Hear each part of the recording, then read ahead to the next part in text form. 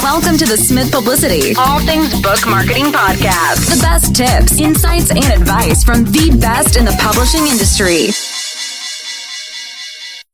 Hello, my name is Dan Smith, and today I'm going to be hosting this episode of the All Things Book Marketing podcast.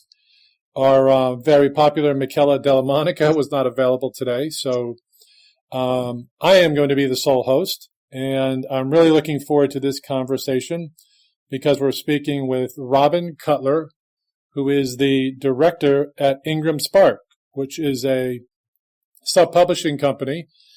And from there, Robin, I'm going to let you take over and initially just give a brief background about yourself, if you will. And why don't we start with that? Just how did you end up being director at IngramSpark? Well, hello, Dan, and hello to your listeners today. I'm really happy to talk to you. I've been in publishing, it seems like for the last 100 years at least. I started out in academic publishing at a university press and really started as a book designer and then kind of learned the ropes, went into sales and marketing and then, became an acquiring editor and an assistant director at that press and that was University of South Carolina Press, was there for about 12 years. And then, I had my second child at the age of 40 and decided I kind of didn't, want to stay home and, but I needed to make some money. And, I started my own regional imprint, that was called Summer House Press. And, over the next, 6 years, published some 50 authors and really enjoyed that. But I really missed being on a university campus. And so I ended up going to the University of Wisconsin, working there for a number of years in university relations and really enjoyed that. My mother turned into an old woman and needed me to move back to South Carolina to take care of her. And at that same time, Amazon was acquiring a company that was later branded as CreateSpace. And so I was one of the people that joined CreateSpace in the early days and helped to brand that and work there in Charleston, South Carolina. And then just through a set of circumstances, moved to the Nashville area and started working for Ingram some 5 years ago. And then Ingram and Lightning Source, which is Ingram's print-on-demand company, we worked to create, this service specifically for indie authors and publishers that everyone knows today as IngramSpark. And so we launched IngramSpark some 4 years ago and kind of going gangbusters since then. Yeah, that's your background is very interesting, and I like the varied background. I have one myself. I worked at a university, but I started off being a repo man, so it's a little bit of a different background. But so yes, I mean not everybody, many people in the publishing world and authors are familiar with Ingram, which is a very large company, which and very influential, which you can talk about a bit. Ingram as a whole, and then if you would, then go into there are many new and old companies that are popping up, or companies that have been here a long time that are, all embracing what's still being called, I guess, the self-publishing revolution, which is part of the reason the publishing industry's kind of changed so amazingly, such significant change. But if you could just briefly talk, about what Ingram and what Ingram, the company, does. And then I'd really love to hear, you mentioned about how IngramSpark emerged in about 4 years ago. And then just tell us, after you talk about IngramSpark in terms of, what differentiates you from the many other companies out there, and which kind of the company mission and so forth. Well, and this is a great. I'm always happy to talk about Ingram because it's really just a phenomenal story. So, the Ingram company, the book company, started some 50 years ago, sort of as a textbook depository in the state of Tennessee, and ended up really becoming, one of the largest book retail wholesalers, distributors in the world, and what Ingram did that has always been innovative is always changing the way that we help publishers and then retailers kind of come together. So Ingram works with some 40,000 publishers, some of the largest publishers in the world, all the way down to single book authors today with IngramSpark, and then makes their content available, to so that retailers, libraries can buy, a bunch of publishers' content from a single source. So that's the role that Ingram plays in the world, really. Some 20 years ago, John Ingram, and the Ingram company is still owned by the Ingram family, so it's a privately owned company based in the Nashville, Tennessee area. And about 20 years ago, one of the most innovative things I think that happened in the world of publishing happened 20 years ago when John Ingram started this company that was called Lightning Source, which is Ingram's print-on-demand company. And that was the beginning of the revolution, in my view. And what that allowed was for publishers to always keep their books in stock in a way, that they didn't have to invest in inventory. They could, just make their book available through this print-on-demand model. And that technology, has been just improving, especially in the last, I would say, 10 to 5 years. And Ingram is one of the leaders, in the world in terms of print-on-demand technology. So, and that's a big part of the Ingram story. So, a publisher, an author can now make their book available, just on demand, so they can kind of pay as they go.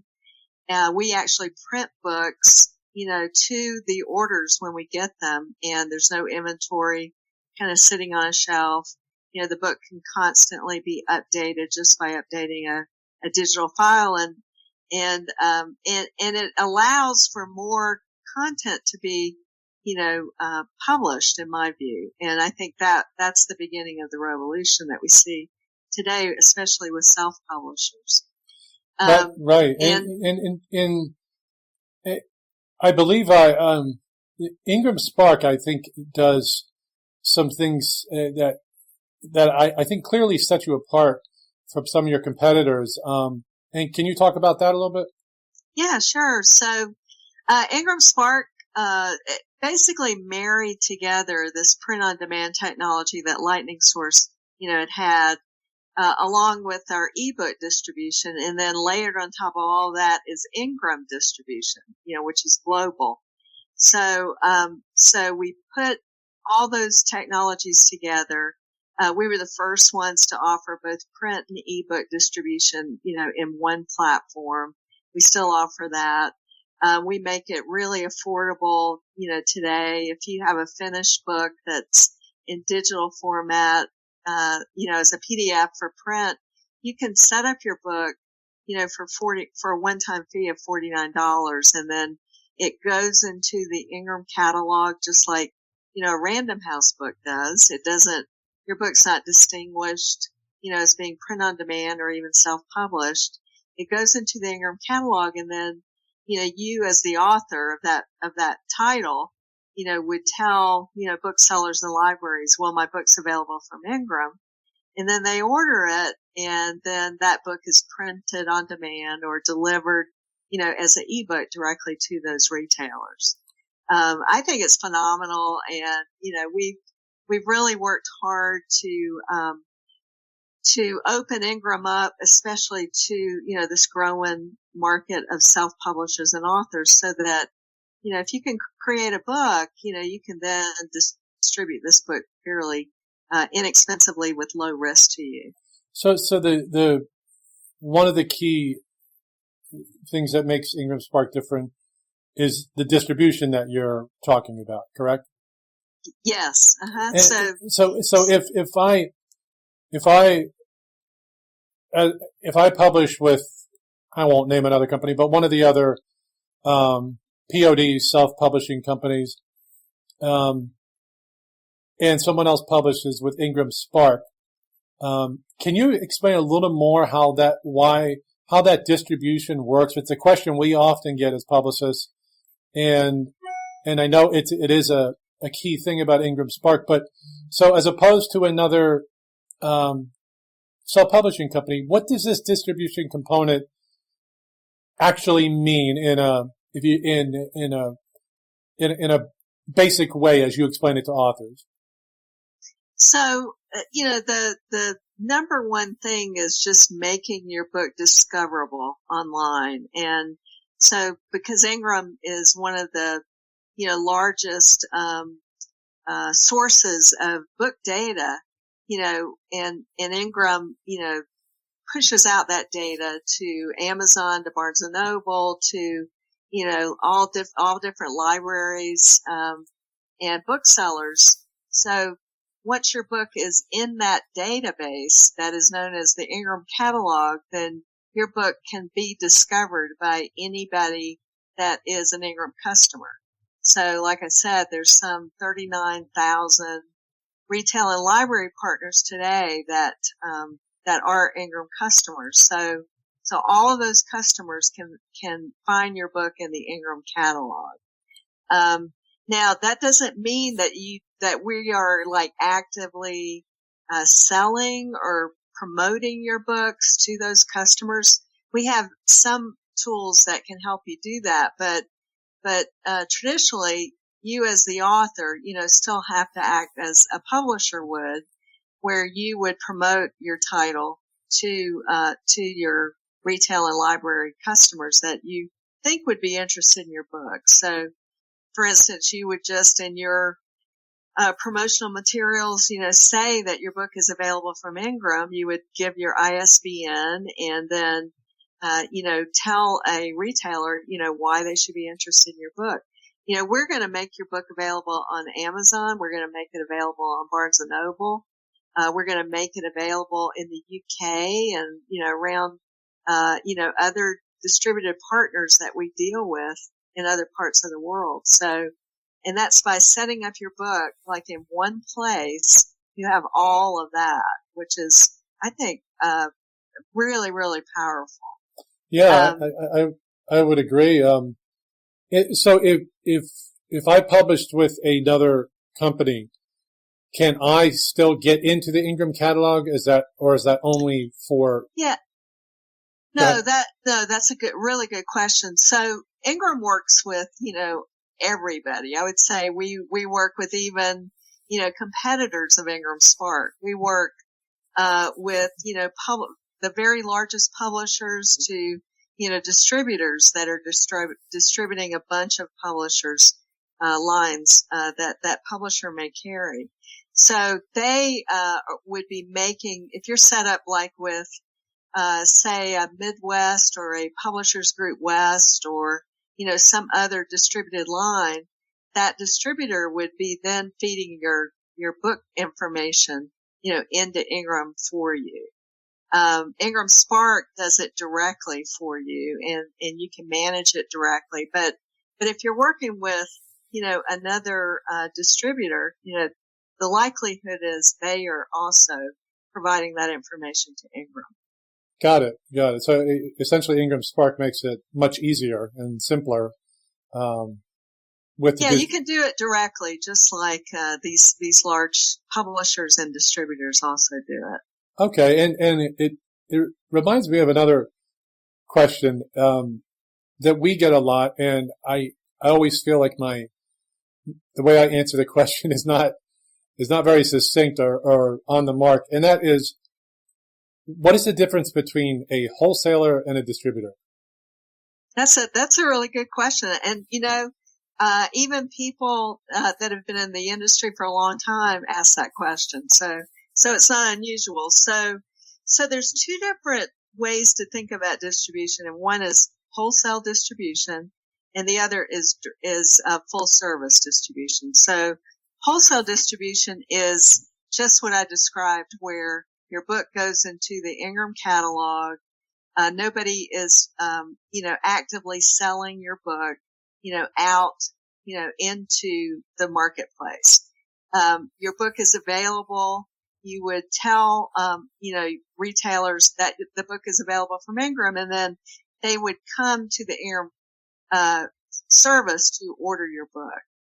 Full service distribution is where you basically hire a distributor that most often also provides sales service. So they would put your book into, a catalog. They would take it, send it out, with their sales reps that go into bookstores and actively sell your book, like into a bookstore. Typically, a first time author, can't really get that kind of service. Typically you have to, have sold, a certain number of books. Maybe you have more than one book. You have to kind of build up your list, and build up your sales before, you can actually have a full service distributor partner. So is it, and that answer is much better than the one, that I typically give. So in a way, the whole wholesaling is more passive and distribution is more proactive with actually trying to sell to stores. Is that fair to say? Yeah, I would say that's fair. Yes. Okay. Very good. And Ingram, by the way, also has the largest network of full service, distribution sources as well. So Ingram bought, a company called Perseus last year. Right. Perseus is comprised of, 3 or 4 different full distribution, services that are under that umbrella. And beside that, Ingram also has and has had for a number of years, a service called Ingram Publisher Services that does offer full service distribution. Got it. Great. So what happens is typically, someone will come in as a new author. They can come in through IngramSpark, easily make their book available, learn, how to be a publisher, because it's a pretty steep learning curve. And, as their business grows, typically, and what we're seeing, this is part of a trend where, someone will learn how to publish and then publish other people's work. So once they move from self-publisher, they become an indie publisher. And then as that business grows, then, typically they can move into, a full service kind of distribution arrangement. Very interesting. Okay. Since I've been in the industry 20 years now. We're actually celebrating, Smith Publicity celebrating our 20th anniversary. Oh, congratulations. Hey, thank you. Yeah, we're celebrating that this year. And as you can attest to, I know you have such a diverse background in publishing. The publishing landscape is so incredibly different than when I first got into the book marketing business. It's just amazing how, in my view, the changes. I think few industries have seen such consistent change maybe for the past 10 years or so. It's an interesting thing is the lines are getting blurred. A couple of years ago, a major self-publishing company was bought by one of the major traditional publishing houses, and so you have some traditional publishing blending with self-publishing, and you have hybrid publishing, and so many different options now. So between that, among those options that are now, there are so many of them, as I just said. Traditional publishing is obviously still an option. Then you have, traditional POD self-publishing, and you have some hybrid publishing. and all variations there in between. What advice do you give to authors in trying to choose which way to self-publish a book? I know it's a answer you could probably talk about for an hour, but can you just, give a few, briefly talk about what should an author do? I know that's what authors listening to this right now want to know is, what's the best choice and how do I know what's best for me? Well, I, as a former publisher myself, if you can, as an author, if you can, find an agent, find a publishing house that you feel, would do a really good job in bringing your book to market and also in helping you create the book, that to me is the best of everything. But that's hard to get, right? And a lot of what publishers' budgets go to, nowadays are to the big blockbusters and they're publishing, they're taking chances on, kind of new, the chance of them taking a chance on a new author. I think it's becoming harder and harder. But the good news is, you can publish yourself, pretty easily now, very inexpensively. I'm a huge advocate, even if you self-publish, you still need to learn about how to be a publisher, and you still need to, invest in your book just like a traditional publisher would do. You need to have it professionally edited. You need to have it, a really good cover design, and those things cost money. So there is going to be some expense, that you're going to have to do. And even on the editing side, even if you're trying to get a traditional published deal, in my view, you should always invest in the professional editing before you even, shop that book out. So a lot of people, what they do is they may get a traditional deal, on one book or two books or a series of books, and then find out that, the publisher isn't really interested in these other books that the author may have. And so we're seeing where authors, kind of like what you were mentioning, authors may, have a different strategies for different types of books that they're writing. And they may self-publish, some and have a traditional deal on others, and then even a hybrid deal, which is kind of a cross between traditional and self on some other books. And the beauty is that you can do that. If you're just starting out and you don't have these relationships and you're getting rejection letters and you feel like that is, doing something to your psyche, because it's hard to be rejected, over and over. I say just do it yourself, take a chance, put it out there, but learn as much as you can about it. Make sure that even if you're self-publishing, you're bringing a professional book, to the marketplace, because that's the beginning. And then go from there. We have a lot of, our customers in IngramSpark who, start out self-publishing and they learn how to create their own platforms and social media and sell directly to authors and, get a good following and a readership. And then, they are often picked up, by traditional publishers. To me, it's a good way to start regardless. Right. And that last part you mentioned about self-published authors, being picked up by traditional publishers, in the past, again, going way back, that would rarely happen, mm-hmm. But things have changed so much. It's incredible.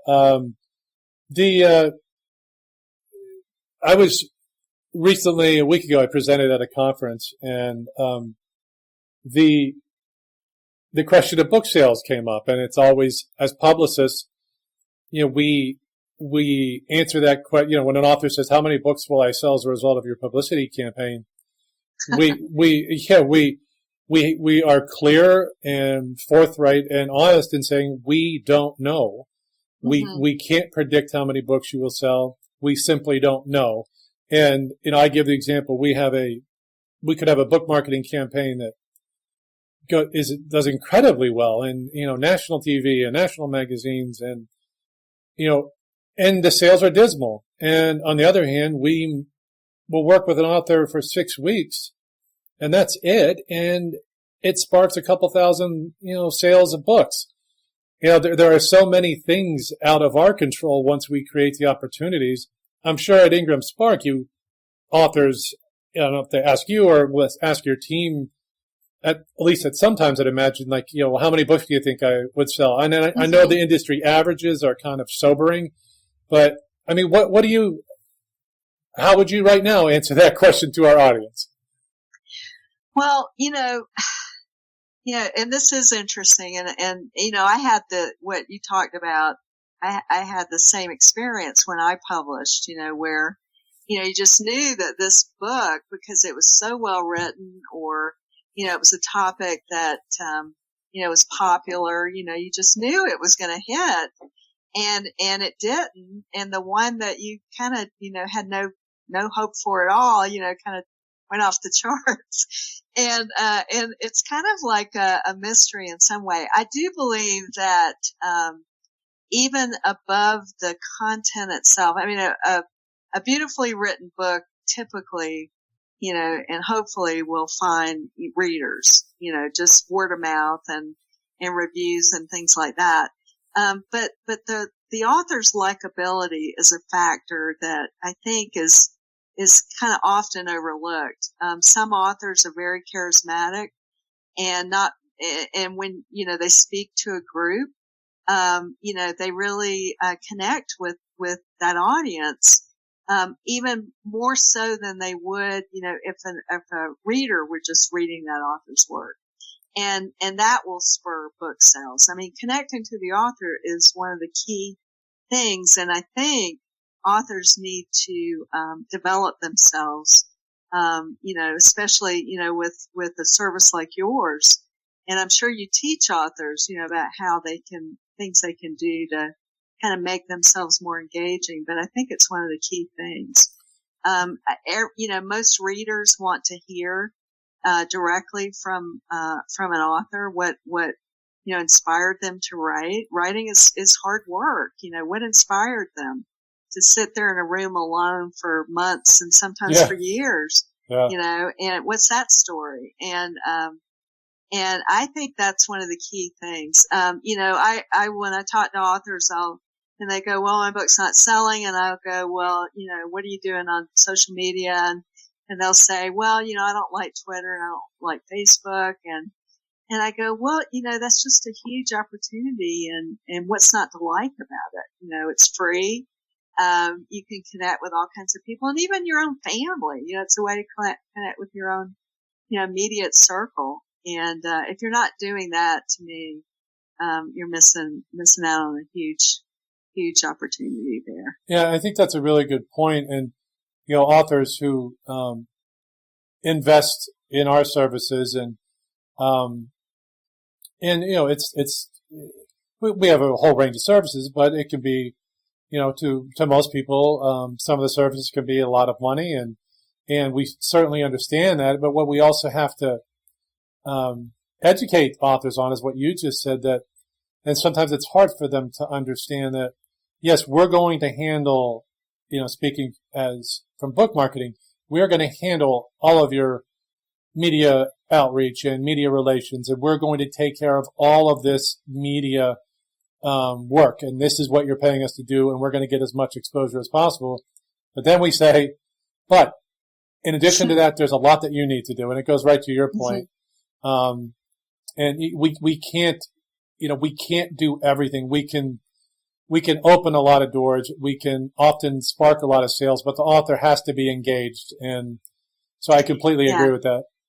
Yeah. And let me add one example to this, because, we have an author that, one of our top selling authors is actually a poet, and the way he connected with readers, I think is pretty revolutionary. So instead of just, typing his poems out or, whatever, he thought of an imaginative way to, create the images of his poetry. So he he typed them on old-fashioned paper on an old-fashioned typewriter. Then he took pictures and then he posted them, one, after another on Instagram. And now he's known as the poet of Instagram. And then he collected them into books and he does really, really well.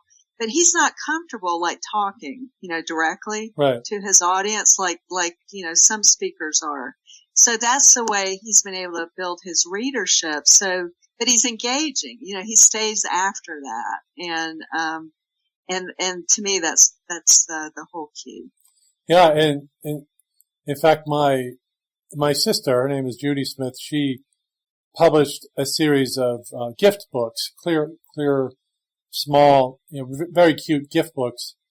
And she has sold, I don't know at this point, 5, 8, 10,000 copies. Oh, wow. That's fantastic.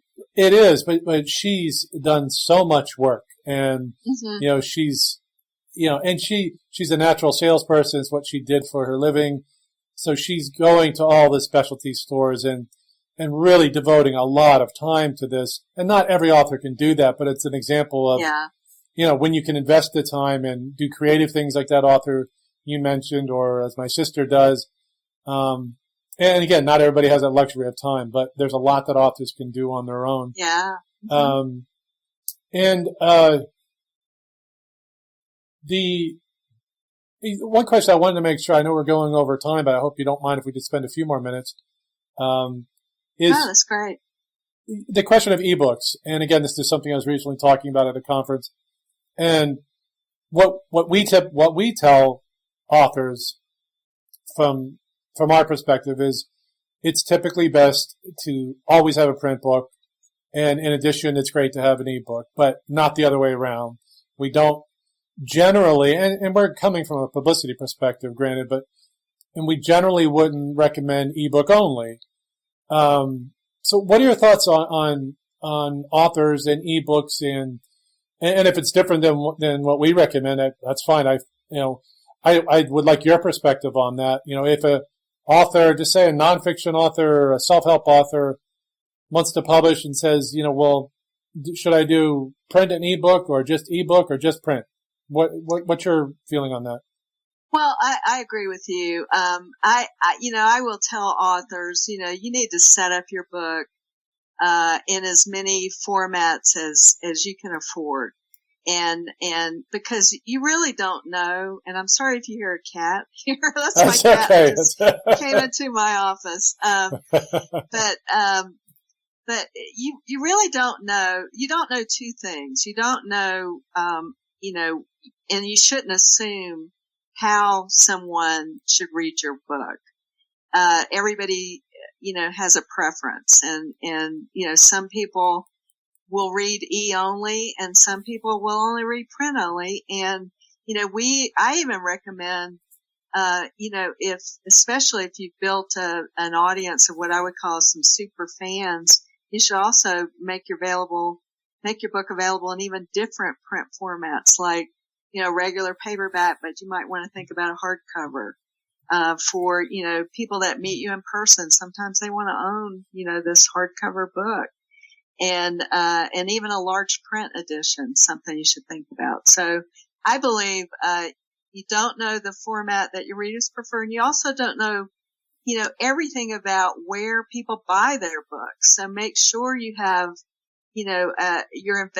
have your book available through something like Ingram, which, is going to be a broad way to put your book out into the marketplace. Yeah, it is very interesting, and one of a story I often tell is the series and now the movies 50 Shades of Grey, which regardless of what anyone thinks of that type of writing or how well it's written and all that stuff, the fact is, at one point I believe the book was accounting for 25% of all book sales. So, it was a phenomenon, and there's a backstory there where And that book started as self-published through Lightning Source.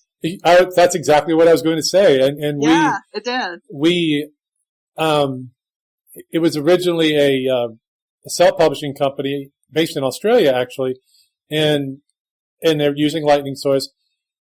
it's a whole nother story, but they were engaging us to promote 50 Shades of Grey, and we had an agreement in place, and then we were going to literally start on Monday to be the publicity agency of record for this book. It was getting a lot of underground attention, but what happened just in that short period of time over the weekend, things hit, and the author was on the Today Show, and oh my goodness! And so they didn't need to hire us, but we were that close to, being the agency of record for that book.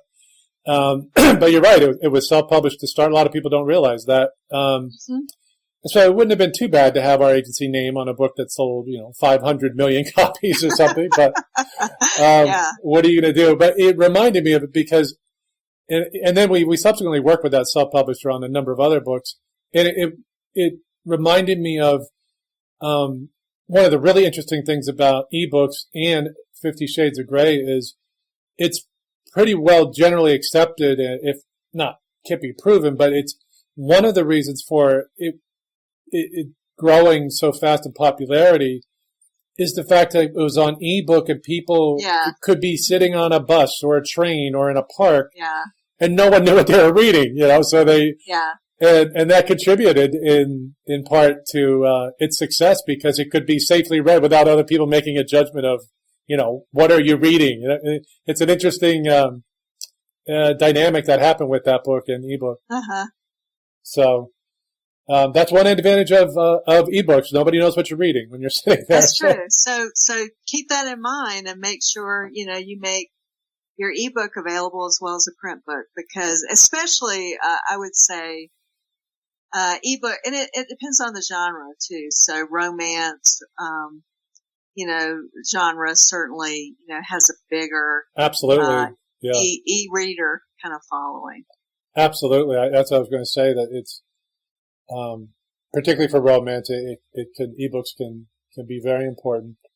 We're having a number of e-only, authors now, especially in romance, that are now coming to set their books up as print.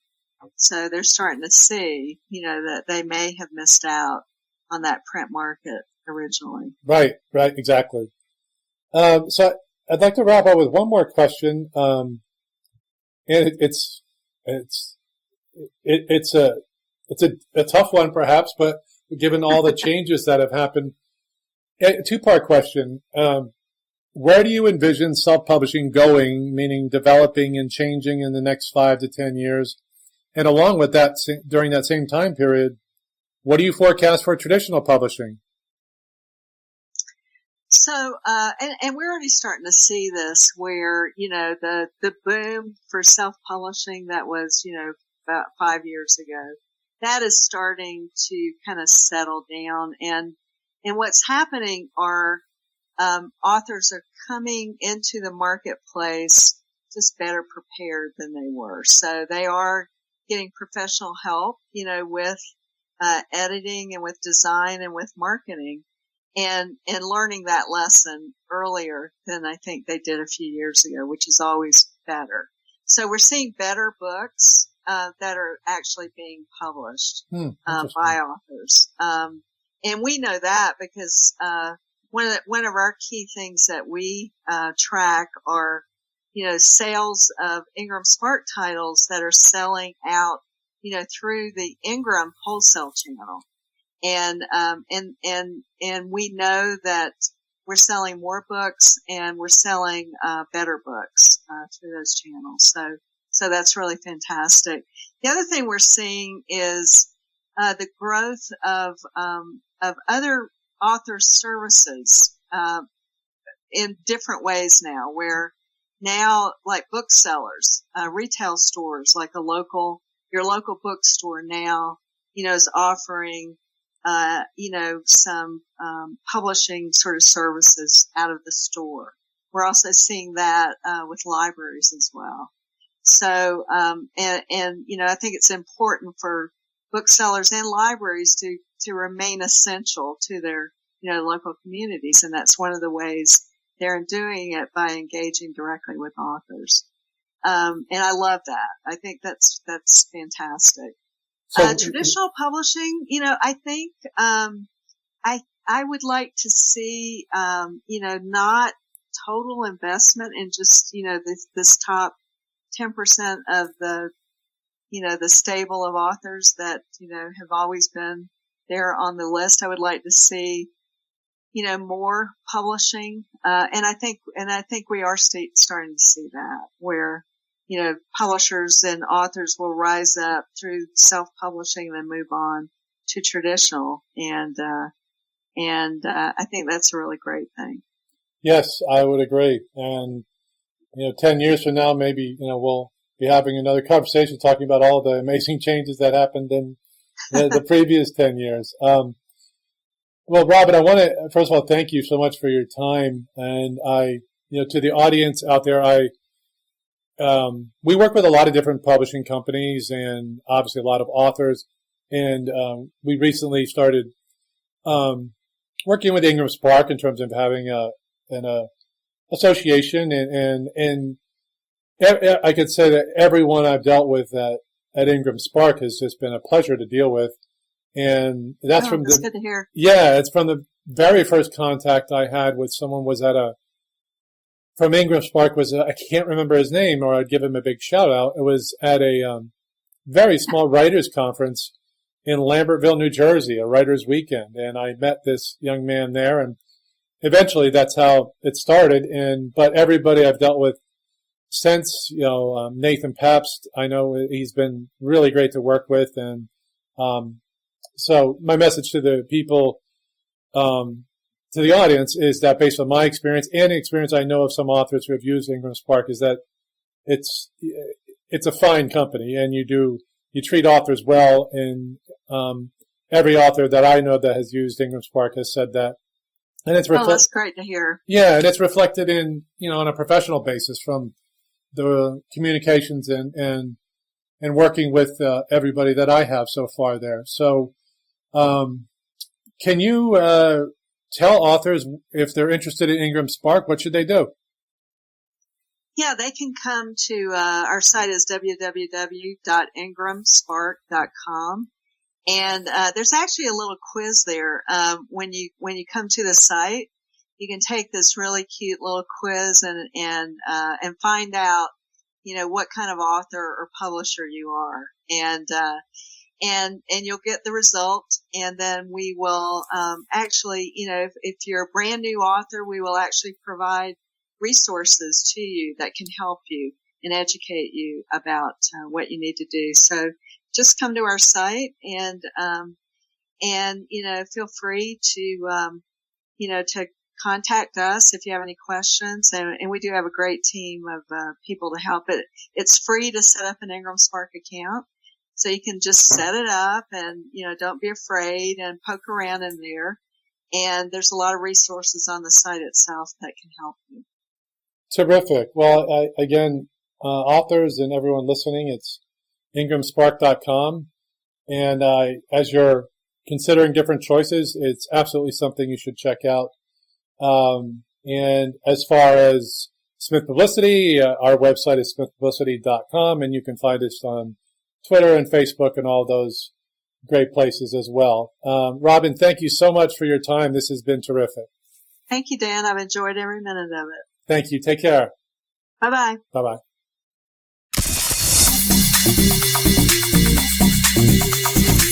Thank you for listening to this edition of the Smith Publicity All Things Book Marketing Podcast. To reach us and learn about our many book marketing services, visit www.smithpublicity.com or send us an email to info@smithpublicity.com.